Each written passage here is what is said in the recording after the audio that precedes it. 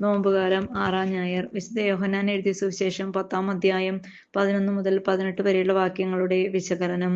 നല്ല ഇടയനായ യേശു. ഇസ്രായേലിന് വളരെ പരിചിതമായ ഒന്നാണ് ഇടയസങ്കല്പം. ബൈബിളിൽ ഉൽപ്പത്തി മുതൽ നാം അത് വായിക്കുന്നു. ആബേൽ, യാക്കോബ്, മോശ, ദാവീദ്, ആമോസ് ഒക്കെ തികഞ്ഞ ഇടയന്മാരായിരുന്നു. തന്റെ ആടുകളുടെ രക്ഷയ്ക്ക് വേണ്ടി സിംഹത്തോടും കരടിയോടും പോരാടിയിട്ടുണ്ടെന്ന് ദാവീദ് സാവൂളിനോട് പറയുന്ന കഥ നാം വായിക്കുന്നുണ്ട്. കർത്താവ് എന്റെ ഇടയനാകുന്നു, എനിക്കൊന്നിനും കുറവുണ്ടാവുകയില്ല എന്നും യഹോവ ആടിനെ തോളിലേറ്റുന്ന നല്ല ഇടയനെന്നും നാം വായിക്കുന്നുണ്ട്. ഓരോ ഇടയനും യഹോവയുടെ നിഴൽ മാത്രം. നല്ല ഇടയന്റെ ഉപമയിലൂടെ യേശു ഒരു പുതിയ കൃപാകാലത്തിന്റെ ഉദ്ഘാടനമാണ് നടത്തുന്നത്. ഒരു യഥാർത്ഥ ഇടയന്റെ ദീപ്തമായ രൂപമാണ് നാം ഇവിടെ കാണുക. അല്ലെങ്കിൽ യഥാർത്ഥ നേതൃത്വത്തെക്കുറിച്ച് പഠിപ്പിക്കാനായി തന്നെക്കുറിച്ച് തന്നെയുള്ള മനോഹരമായ ഒരു ആവിഷ്കാരമാണ് അവൻ പകർന്നു തന്ന നല്ല ഇടയന്റെ ഉപമ. മുമ്പേ നടന്നു പോകേണ്ടവനാണ് ഇടയൻ. എന്നാൽ ഇന്ന് എവിടെ നോക്കിയാലും ആടുകളുടെ ചുമലിൽ മുഴുവൻ ഭാരവും കെട്ടിവെച്ച് അവരെ ദ്രോഹിക്കുന്ന മതരാഷ്ട്രീയ സാഹചര്യമാണ് നാം ചുറ്റും കാണുന്നത്. ഇടയസങ്കല്പത്തിന്റെ പൂർണ്ണത യേശുവിൽ നാം കാണുന്നു.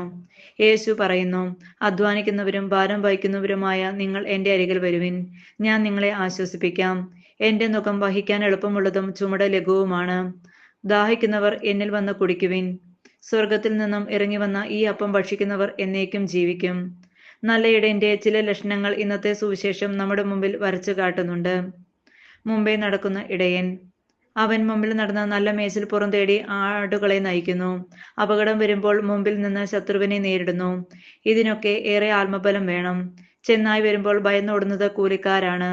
അജഗണങ്ങളെ ശുശ്രൂഷിക്കുക എന്നതാണ് ഇടയന്റെ ധർമ്മം.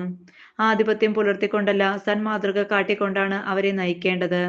എന്നാൽ ഇന്ന് തങ്ങൾക്ക് ലഭിച്ച അധികാരം തെറ്റിദ്ധരിക്കപ്പെട്ടിരിക്കുന്നു. പേര് ചൊല്ലി വിളിക്കുന്നവൻ. ഇത് രണ്ടുപേർ തമ്മിലുള്ള ആത്മബന്ധം വെളിവാക്കുന്നു. ഒരാളുടെ വിളിയും ദൗത്യവും അനുസരിച്ചാണ് പഴയ നിയമത്തിൽ പേരുകൾ നൽകപ്പെട്ടിരിക്കുന്നത്.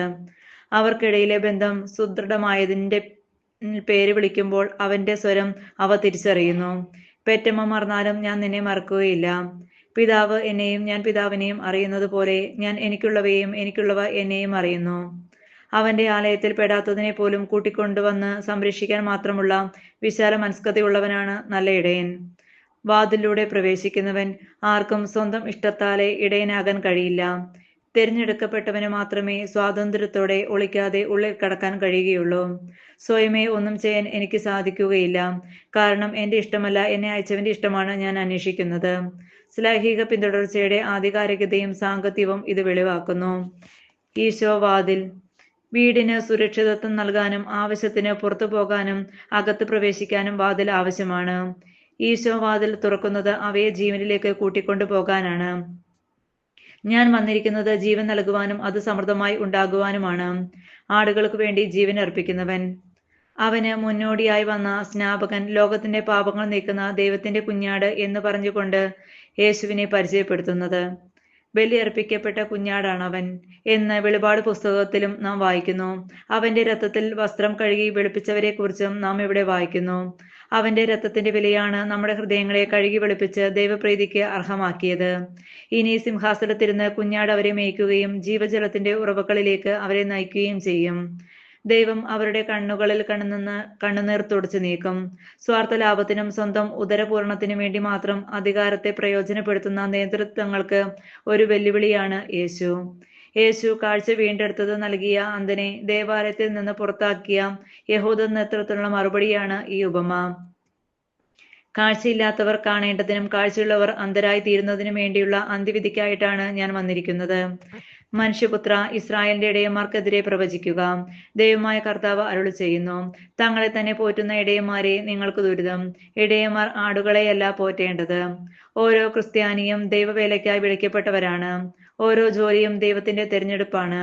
ഓരോരുത്തർക്കുമുള്ള വിളി വിഭിന്നങ്ങളാണെങ്കിലും എല്ലാം ദൈവത്തിന്റെ കണ്ണിൽ മഹനീയങ്ങളാണ്. ഉന്നത ജാതനെന്നും അധംകൃതനെന്നും വേർപാട് പാടില്ലാതെ ഉത്തരവാദിത്തങ്ങളാണത്. എന്നാൽ നമുക്കിടയിൽ എന്താണ് നടക്കുന്നത്? എന്താണ് നാം കാണുന്നത്?